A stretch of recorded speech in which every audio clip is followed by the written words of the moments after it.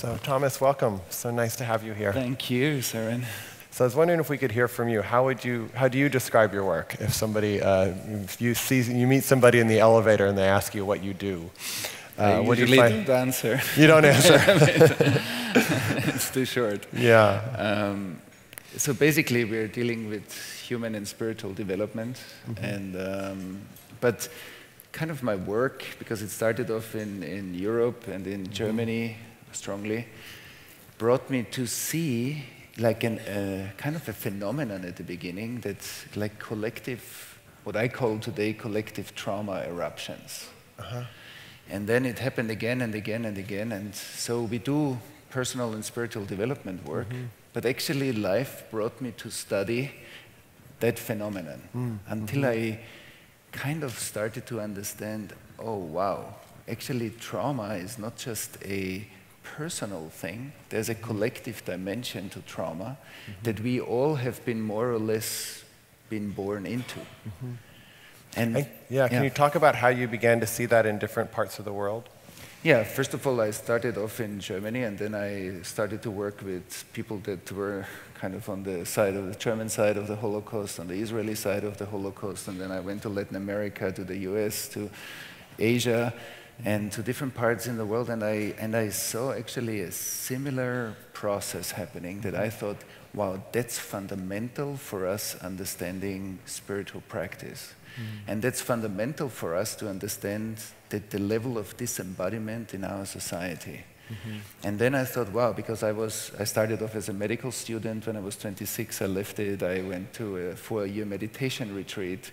I had a deep 4-year meditation retreat? Yeah. Oh, wow. I just wanted to clarify kind of that. Short, I know. Yeah.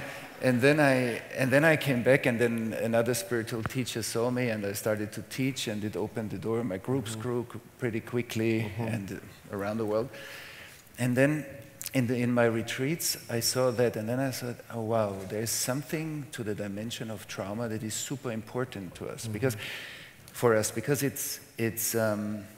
I mean, trauma is very similar to karma. It's postponing our experience. And trauma is not just a car accident. Trauma is also a lot of attachment trauma. There are different levels of traumatization that live in our nervous system, and trauma is actually a very intelligent process. I think evolution developed it to keep us surviving. It's in itself, like the response in our nervous system is highly intelligent, given the overwhelming nature of many situations that we go through. But we all have been born into a field that is already pre-traumatized. So our nature knows, like our experience knows fragmentation as the norm. Right. Someone described it to me once, I don't know if you relate to this, is like there's a danger and we put up bars to protect ourselves, but then 20 years later we notice the bars are still there even though the danger is not there. And so then how do we become aware of that and begin to heal that? And so I'm wondering where do you encourage people to begin? Because I imagine a lot of people have a sense when you talk about it of like, wow, I have some level of that. I might have a 10 or I might have a 2, but there's some level of trauma. I know I can definitely relate to that. So how do you find yourself working with individuals and groups to begin to give some space for that? So the first thing is like here, I mean, we are many people that are interested in this stuff. So there's a first awareness process. So I become aware that trauma exists, that it has an amazingly important function. Then I learn, oh, when I overreact, so usually parts in me get triggered. And that part meets me in a place where I cannot feel you. That's very important. Trauma is most of the time being inflicted through inappropriate relation. And in the spiritual practice in the marketplace, like in the world, in culture, we cannot only practice state awareness, we practice higher states of consciousness, but we also practice process awareness, everyday process, like life is a process. And trauma is a kind of a slowed down, like a hyperactivated but slowed down process, a numb process. So for many of us, when we might read the news, we might read it mentally, but we might not be able to really feel and connect and embody the information that we consume. Right. And I think, so when I notice those phenomena, like that I am hyper-reactive at situations, that I come into recurrent situations with my intimate partner, with my child, with my, at work, boss, with my boss, So I see if something comes back again and again, responsibility, my ability to respond to that is that I look for support. So my support can be that I go inside, I have a contemplation practice, I have a mindfulness practice, I have a practice to really find inner clarity in myself. But if I cannot find it, and the issue is that with trauma is that often people that are traumatized try to do it on their own. And then I read a self-help book, then I read, but if relation has been the origin, which is generally the case. So then relation is the remedy, which means events like this one, like when what you created is an event where we improve mindful relation. We learn through presence to see the incongruency in our relational awareness. And this is very important because usually I might be aware of my story, my biography, but this doesn't mean that I know my traumatization really. Because the part that I don't feel and don't see is very hard for me to grasp. And then I got to understand through my groups and then through the more collective work that we did with large events, like how trauma agreements that start in agreements. In intimate relationships, often people feel attracted to people that have a similar trauma imprint that they are used to. And then we see actually in our culture that there are societal issues that are actually trauma symptoms, I believe. Even the response to climate change, the slow response to climate change, it's not that we don't want to change. I don't think that's the story. I think there's a much deeper story, that there is actually the reduced, like the shutdown part in many of us is connected, that these parts are connected. And we create actually a field together. And that field usually rests underneath the surface of our consciousness. And so for spiritual practitioners, when I sit in meditation, I mean, it's fantastic when it's quiet and deep, but for many people, it's not that. And the energy that's spinning in my thoughts and in my emotional field and in my body is the past surfacing. You know, many fears that we have in daily life have nothing to do with the situation. Usually there's no mass murder around and there's no, like we are afraid of, the past is spinning in us. So karma is in a way the condition that we have been born into that lays tracks in our life that run our life unconsciously. And so the spiritual practice and events like here, when we come together and we practice mindfulness, relatedness, looking for our purpose, looking for like a deeper connectedness to life, together we can create, it's like in an orchestra, we are all part of an orchestra, and that orchestra, even if one musician doesn't play his or her part, the whole orchestra keeps the part. But if the whole orchestra disintegrates because everybody gets annoyed by the violinist that doesn't play his or her part, then the whole perspective collapses.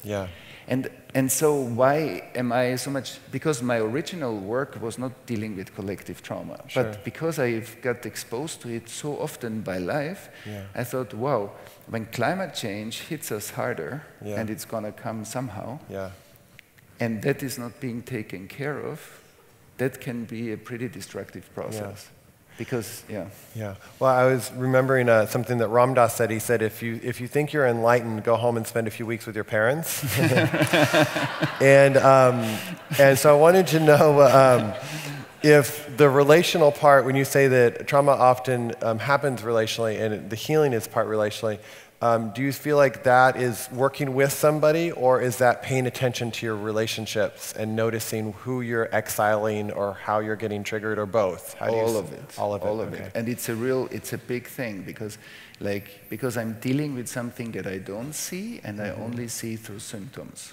Either symptoms in myself, symptoms with you, or with whomever I'm with, or symptoms in my society. So I need to become present enough to learn, to listen to those incongruencies and see them as signposts, which means that I don't believe that there's anything dysfunctional in us. There is no weakness in us. Our weakness is usually our childhood hero that is misunderstood.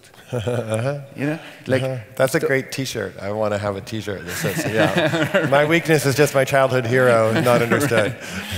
Yeah, because we often don't understand the processes in us, and we see them as dysfunctional as grown-ups. Whereas, as a 3-year-old, to contract and to hold my own fear when I was threatened was a very good thing. If today I feel contracted in my belly, and I have health issues, that seems to be like a problem, but it's not a problem. I just don't listen with the right attention to the right layer of communication.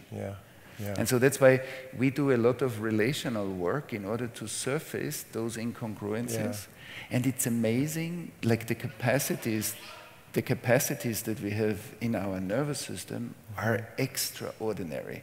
And that's where I think that the mystical teachings, like the inner core of the big wisdom traditions, and the scientific, the neuroscience together, when they have a dialogue, actually have a fantastic answer together. Beautiful, beautiful. And how do you see technology playing into all this as in our technology age? Is the technology serving to kind of keep us in our kind of states of unawareness, or can it be used, how do you see the role of technology? Yeah, both. Like, first of all, the great thing is there is no out there anymore on the planet. You know, before we put our waste out there, we put our stuff there. And now, since we have a global village through technology, we are a global tribe, so there is no out there. I cannot put anything anymore out there. This forces me and us to live more sustainably. Because how can I presence is to process life as it's happening. Residues, karma, is packages of life that are unprocessed, that actually need the future, which is then the past, to integrate themselves. So we are in these wheels of recurrent experiences. And so technology, on the one hand, created this global village, and it has two factors. One is we have amazing learning, like amazing innovation and learning together, which is fantastic. And we are exposed to so much trauma information. Because it doesn't matter anymore.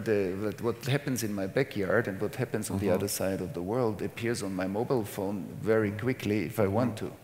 So I'm actually, through technology, initiated into global citizenship. And there's always something happen that's pretty tragic, And so when I'm anyway already pre-traumatized and I hear about, I don't know, somebody goes into a school and shoots around, the impact of that information onto me is incredible. But we are all pretty used to the fact that often we read information mentally, but we're actually not anymore here. We're already dissociated. And I think that's the potential danger. First of all, the intense trauma exposure, and then also the numbing that we know a lot, but maybe we are witnessing the least. Because many people, I think, also need to shut down some parts, because really to digest what that means, even one event, to sit with it and say, okay, what did I actually read? Am I a physical, emotional, mental, spiritual witness to that situation? And same, like here, it's much easier. And also here with people in the same room that are kind of interested, that have a similar purpose and motivation. And so then it's easier. But the world is not like that. And there are many things in the world that are difficult. When we say difficult, means hard to relate to. And I think sometimes the politicians, without naming too many names, actually use our trauma to inspire action, or to inspire animosity, or to inspire anger. So I think in our last election, at least in the US, it was, who do you hate the most? And you're going to vote for the other person. So I feel like the powers are not necessarily, sometimes they can be, but they often either get a lot of votes, so they make a lot of money, inspiring our trauma. And so how do we begin to notice that and work with that? And I think if we see that trauma is not only an individual thing, every moment I speak to you, my conscious awareness, either I invest in your health and growth, or I invest in your unconscious dynamics, and I'm actually sending my own life energy into the part of you that is suffering, even sometimes with good intention. Sure. And so where we share our unconscious mutuality, we actually support each other in that stagnation. And that's why being a responsible human being means that I really practice awareness, not only for myself, but because shadow and trauma are co-investments. We invest in it together. Like the more conscious the community is, and the more clear the community is, the less those unconscious dynamics can be amongst us. They will start to come up to the surface. And so I think if we see its intelligence, there's an intelligence in it. If we learn to listen to each other's intelligence and then create conscious mutuality, that's actually the practice of love. And I think that the more precise my capacity to be present moment to moment to moment relationally, not just in me. Because my purpose is also not only in me, my purpose is always in relation to the world around me. There's no separate purpose in here. My purpose is also when I sit here, I have a relation to everyone here. So this is my purpose. Like a child, when a child and a mother, they are in this deep relation, and, or a child and a father, but when the parents intuitively feel now, and then you go to the other room and you see, oh, your child almost fell out of bed. What is this relation? So our intelligence means it happens within us, but it's also how I am related to the outside intelligence that is part of my intelligence. This is interconnected. There's no one separate here. And it's not like somebody else is messing up my state of mind, or they're just providing information. And that we learn to see, like, what does it mean to rest in presence and to see more, okay, it's not your bad energy that triggers me, it's my trigger that I can own and learn to clarify, so that I'm more and more stable, and then I'm less and less affected by propaganda and cultural, fear triggers, because I'm more resting in myself. And I think that's why so many people at the moment are interested in mindfulness, in awakening, in doing a deep inner practice, doing the therapy work or the trauma work, because that's the only way how basically to restore our world. Beautiful. And to be more grounded and embodied. And awake. And awake. Thank you. Thank you. Thank This you is beautiful. so So Thomas is also leading a meditation, a little talk, and also a meditation later today, I believe at 11, but check your schedules in the meditation room. So if you want to go a little more deeper with him, thank you. And also thank you. I love that you can listen to what wants to come through you. You started off as a meditation teacher, and you still are a spiritual teacher, but you're awake enough to see there's this underpinning of trauma that if we don't address it, we can maybe have some high states, but they're never going to be integrated. So I want to honor you for that journey into what I think a lot of us tend to avoid or tend to not want to go into, and yet we keep repeating the same patterns when we don't. So I really appreciate your work so much. Oh, thank you, Soren. Thank you for having me. Thank you.